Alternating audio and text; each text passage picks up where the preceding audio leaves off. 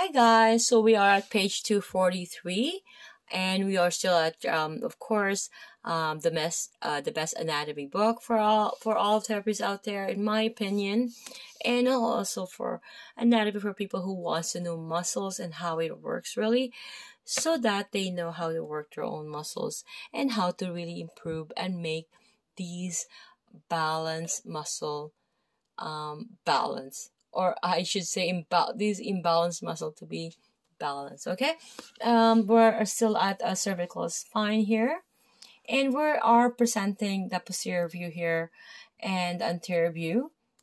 But of course, we did the flexion and extension. We're gonna do the lateral flexion. Okay, so unilaterally to the same side, we all have these muscles that are on the list are the trapezius, the upper fibers, the levator scapula, the sternocleidomastoid, and of course all scalenes, right? When when the ribs is fixed, and of course the splenius capitis, the splenius cervicis, and the longus capitis and longus colli, and we have the longissimus capitis, the longissimus cervicis, the iliocostalis cervicis, which is cut, and these will assist.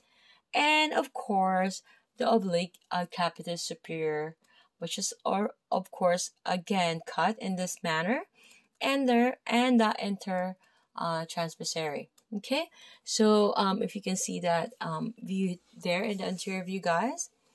So now we're going to be proceeding at the mandible. Okay, again, mandible, or the TMJ, short form for temporomandibular joint. Okay, so we're looking at the posterior lateral view here. So if we do the elevation antagonist on depression, we have the masseter, the temporalis, and the medial pterygoid.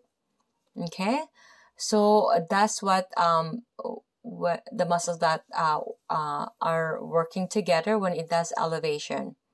Okay, so meaning when the because against gravity, like it's pull of gravity, the jaw will really be open, because again the pull of gravity, right?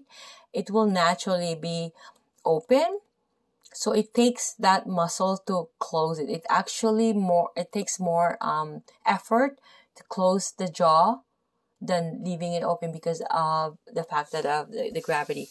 Okay, so now we are looking at the anterior inferior view here, whereas depression is the antagonist on elevation. Okay, so we all know that these are antagonists, right? So we have the muscles that are involved. Although genohyoid is cut, and the mylohyoid, again mylohyoid is more so the floor, right? And of course the stylohyoid, the digastric, which has two, the anterior and posterior. It acts like a sling with the hyoid bone if it's fixed. Okay, and of course this platysma here is a very thin muscle.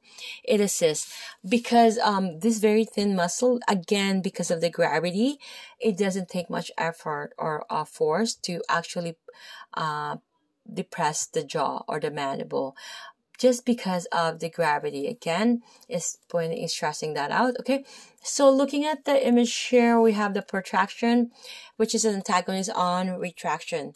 Okay, so we have these muscles that are involved: the lateral pterygoid and the medial pterygoid if it's bilaterally, and of course the masseter can assist. Okay, and this is the lateral view, and when to do the retraction, which is antagonist on protraction, we know that temporalis and digastric are working together to do these actions. Okay, so it has a note here. See page 468 for synergies of the lateral derivation of the mandible.